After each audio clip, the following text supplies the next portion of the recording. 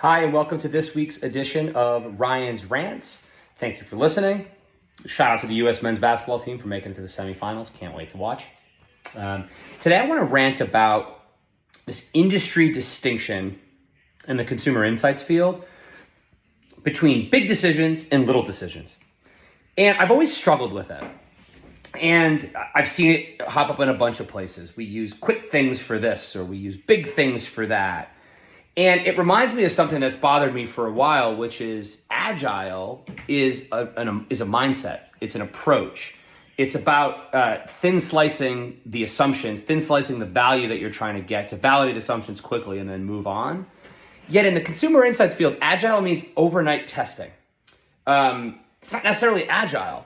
And so the distinction between big studies and big decisions and little decisions just doesn't resonate with me, because it screams to me that we are talking about things in a non-intentional and sometimes incoherent way. Let me explain a little bit.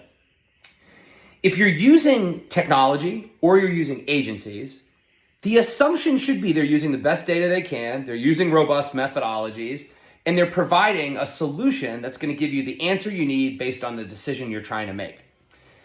If you think of where there's a lot of efficiencies that are being gained in consumer insights, they're around things that are repeatable: idea screening, ad testing, concept testing, brand tracking, pack testing, naming, claim research, etc. There's a couple of tried and true ways to do those things, and you can digitize that with technology, and you can use technology to then get all the data you're learning to make it smarter.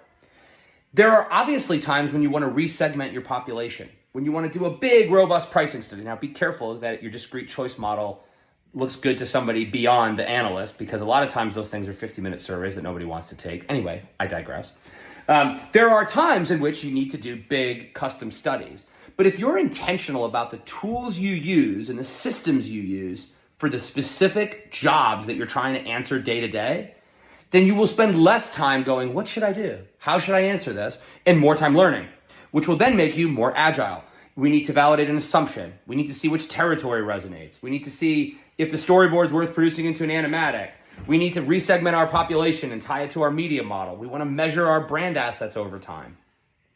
If you really stop and think for a minute, insights people, there are a set number of things you're asked to actually answer throughout the course of your day-to-day life. And there are tried and true ways to do that.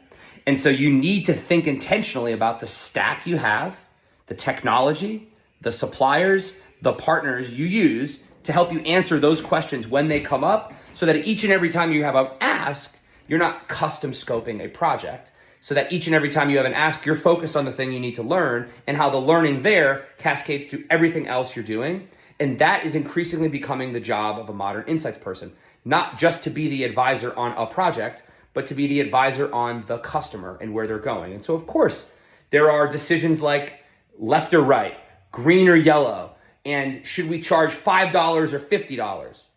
There are different ways to get at that, but they're all learning moments, and consumer insights is an important lens in a business decision, but it isn't the only one.